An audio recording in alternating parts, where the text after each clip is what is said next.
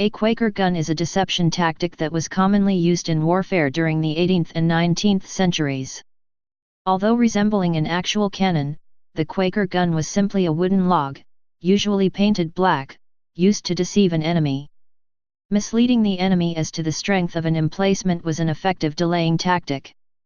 The name derives from the religious society of Friends or Quakers, who have traditionally held a religious opposition to war and violence in the peace testimony. The original Quaker gun trick. During the American War of Independence, after nearly a year of brutal backcountry conflict between American Colonel William Washington and the fierce British commander Lieutenant Colonel Bonestret Tarleton, Colonel Washington had retreated to North Carolina in October 1780. Ordered to leave a regular force of colonial dragoons in the North Carolina theater by Brigadier General Daniel Morgan, Colonel Washington still lacked the proper artillery to dislodge the Loyalists. On December 4, the Americans were able to trap the Loyalist Colonel Roland Rugeley and his force of about 125 men in Rugeley's house and barn near Camden, South Carolina. He told his cavalrymen to dismount and surround the barn. Out of Rugeley's sight, Washington's men prepared a pine log to resemble a cannon. The Quaker gun trick worked quite well. Colonel Washington aimed the wooden cannon toward the buildings the Loyalists had barricaded themselves in and threatened to open fire if they did not immediately surrender. Rugeley surrendered quickly, his entire force without a single shot having been fired. Use during the American Civil War. Quaker guns were used by both the North and South in the American Civil War. The Confederate States Army frequently resorted to them because of its shortage of artillery. The wooden guns were painted black and positioned in fortifications to delay Union assaults. Sometimes actual gun carriages were used in the deception. The most famous use of a Quaker gun was by Confederate General Joseph E. Johnston, who placed them in his field works around Centerville, Virginia in March 1862, to give the appearance that the works were still occupied, while his men were actually withdrawing to the Rappahannock River. Another example happened during the Siege of Corinth. During the night of May 29, the Confederate Army moved out.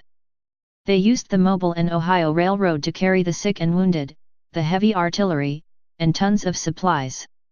When a train arrived, the troops cheered as though reinforcements were arriving. They set up dummy Quaker guns along the defensive earthworks. Campfires were kept burning, and buglers and drummers played. The rest of the men slipped away undetected. Quaker guns were also used to bolster Confederate fortifications during the Siege of Petersburg and assisted in prolonging the Confederates' hold on their positions against the overwhelmingly superior numbers of Union troops. Use during World War II. A similar idea was employed during the Doolittle Raid, which occurred in the early stages of the Pacific War of World War II, where Lieutenant Colonel Jimmy Doolittle led a squadron of B-25 Mitchells to bomb Tokyo. The early model B-25B had no guns installed in the tail section to help protect the planes from tail-end attacks. While modifying the bombers for the mission at Eglin Field, Florida, Doolittle had fake machine guns consisting of a pair of broomsticks painted black mounted at the tail end of the fuselage to simulate tail guns.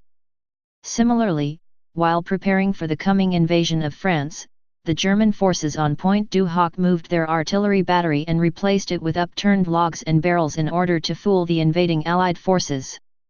Dummy equipment was also used extensively by the Allies in Operation Fortitude, to persuade the Germans that a non-existent field army was preparing to attack Calais. The pre-World War I British battleship HMS Centurion was obsolete and disarmed by World War II. However, from 1942 to 1944, she was fitted with wooden guns and stationed in the eastern Mediterranean, to make British naval forces in the area seem stronger than they were. The fake gun emplacements, quickly constructed from a local timber, were widely employed in the Soviet Union to fool and mislead the German air reconnaissance. Wooden cannon. Unlike a Quaker gun, a wooden cannon is a functional weapon, albeit notoriously weak and only able to fire a few shots, sometimes even just one shot, before bursting. These were used by those without access to metal or the skill to engineer metallic cannons. Please subscribe and thanks for watching.